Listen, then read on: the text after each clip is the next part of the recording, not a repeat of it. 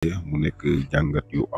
am solo yi nga xam ne Sa Ndiogou daan na koy def jëmale ko si kii di Barthélémy Dias coow li nga xam ne nag bari na lool jamono bii mel ni sax même taxaw Sénégal dafa mel daal moom Bart jamono bii daal mën nañ ne nekkatu fa dara mu nekk nag loo xam ne daal na doy waar lool daal si kawam Sa Ndiogou nag def na si jàngat yu am solo analyse yu pertinent kan mooy Barthélémy Dias ndax Barthélémy Dias di ngeen lim ko waxee si fin vidéo bi. dafa nekk ku ñu war a jiital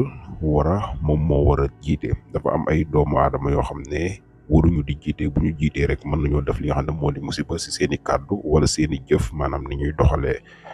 mu mel ni moom Bart mi nag si ñooñu la bokk boo xoolee politique moom Bart fi mu jaar yëpp dañ ko jiitu maanaam dafa topp si ginnaaw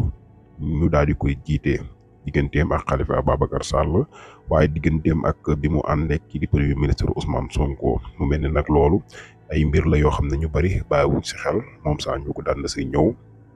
ba mu demee nag fi nga xam ne nag moo di sàmm sa kàddu mu mel ni moom dañ ko faa jiitaloon loolu nag boo xoolee am na lu mu ko jural am na lu mu indi ba gis ngeen mbir yi fi mu mujjee mu nekk nag loo xam ne doy na waar lool.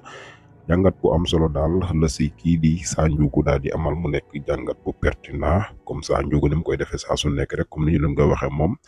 am na fu ñu ko xamee woon waaye jamono bii nag moom analyse moom boo bëggee dégg dëgg rek dégg analyse yu am solo yu pertinent man nga teewlu kii di Sa Ndiogou ndax daf si faral di def ay jàngat am solo si politique jamono bii Sénégal ni muy doxee mu ngi noonu di leen jaajëfal bu baax a baax di am mbégte saa su nekk si ànd bi ngeen di ànd ak ñun yaa ngi jëf.